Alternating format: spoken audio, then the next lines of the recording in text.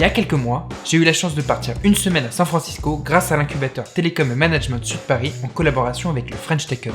6h15, je ferme la porte de chez moi, on y va. Durant ce voyage, j'ai pu découvrir certains aspects inattendus de cette partie des États-Unis.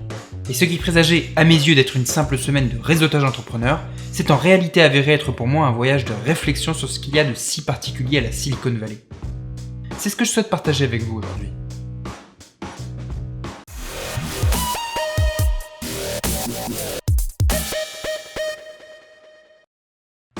Lorsqu'on est arrivé à San Francisco, après une journée de visite nous permettant d'assouvir nos pulsions de touristes, nous avons démarré la semaine par des rencontres avec l'écosystème de la Silicon Valley. Nous avons été à des gros événements entrepreneuriaux et avons rencontré des investisseurs, des experts, des entrepreneurs, des incubateurs. Donc une semaine plutôt sous le signe du travail. Bon ok, pas du tout en fait. L'ambiance était très détente. Petite surprise du chef, on va voir un match de basket. Enfin bon, on était quand même à San Francisco. Mais c'est aussi ça l'entrepreneuriat. Très bien savoir lier l'utile à l'agréable. Mais en gros, c'était tout de même majoritairement des conférences très intéressantes d'intervenants très bien choisis. Maintenant, bien que ces conférences remplissaient tout à fait leur rôle de nous expliquer les spécificités du milieu start-up américain, ses subtilités légales et culturelles, pour autant, elles ne m'ont pas vraiment bousculé ou poussé à une réelle réflexion. Et c'est pas une critique, ce n'était pas leur but. Mais quelque part, à part pour se faire des contacts sur place, ce qui est cool, je n'avais peut-être pas forcément besoin de me déplacer jusqu'aux États-Unis pour qu'on m'explique tout ça. Mais arrivé au 5e jour de ce voyage, tout bascula. C'est à partir de ce jour, alors que nous visitions la prestigieuse université de Stanford, que je me mis alors à repenser et à apprécier ce que j'avais vu jusqu'alors sous un angle différent. Le point déterminant de ce 5e jour fut la rencontre avec Michael Barry, professeur de l'université, expert en innovation et en design thinking. Il nous expliqua en effet comment tout était fait à Stanford pour pousser les élèves à penser différemment, à envisager de nouvelles choses, à cultiver leur imagination. Le moment le plus représentatif de son discours fut, à mon sens, la visite de la salle de prototypage de Stanford, ce qu'ils appellent le Prototyping Lab. Déjà, dans la salle en elle-même, tout est mobile, des meubles jusqu'aux cloisons. Chacun est libre de se créer son propre espace. Et il y a une multitude de ces salles sur le campus. Elles ont pour ambition de mettre à la disposition des étudiants tous les outils et matériaux dont ils ont besoin pour créer des imprimantes 3D, des machines d'usinage et de fonte de pièces.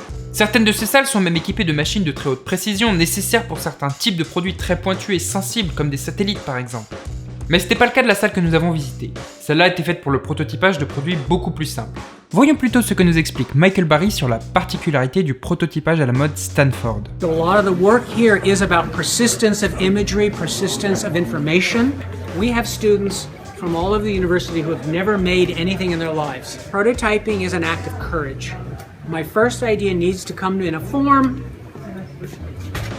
that I let you try.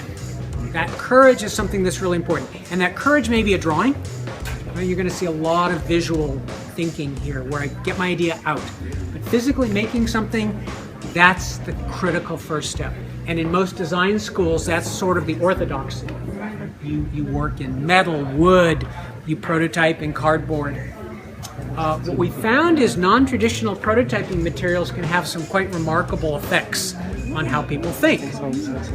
So there's an exercise, we ask class to design a chair, and then we give them cardboard and say, now make your design. The people who have a design background, you know, scissors, X-Acto knives, make a beautiful little model of their chair. Beautiful little model. And the people who don't have a design background, their models kind of look like the picture, and they're feeling a little, wow, these design people sure are good. Wow. And the designers are like, huh? Pretty good. Then we do another round, and we give everyone pipe cleaners, and we say, now make your design. And the designers are like, what? I mean, it's terrible. My design is this, and this doesn't make the design. Non-designers go, what? Why? I have a new chair. It doesn't look anything like my design, but it's so much better. And then the designers get it. They go, whoa. The material can absolutely frame how you think. model in a new material and you're going to think differently. Je ne suis pas un expert en design. J'imagine que son discours et sa volonté de pousser les élèves à penser différemment est aussi trouvable chez nos professeurs européens. Ce principe très intéressant de pousser les élèves à déstructurer l'établi, à réagencer le connu. Ce qui est certain en tout cas, c'est que là-bas, ils y mettent les moyens. Ils peuvent travailler sur des satellites, putain! Toujours selon cette philosophie, on peut par exemple voir ici une salle de classe déstructurée, dans laquelle les murs ont intelligemment été peints en vert pour que les élèves puissent se filmer sur fond vert et faire des vidéos de qualité. Après cette visite, j'ai de manière générale vraiment eu l'impression que ces notions étaient extrêmement bien implantées dans la vie quotidienne de chacun à San Francisco, bien plus qu'ailleurs. Après, c'est peut-être que mon propre ressenti. Mais en y repensant, en refaisant mon voyage à l'envers dans ma tête, je me rends compte que l'idée de laisser la place à l'imaginaire est présente un peu partout dans la ville. Que la notion que rien n'est impossible est constamment mise en valeur.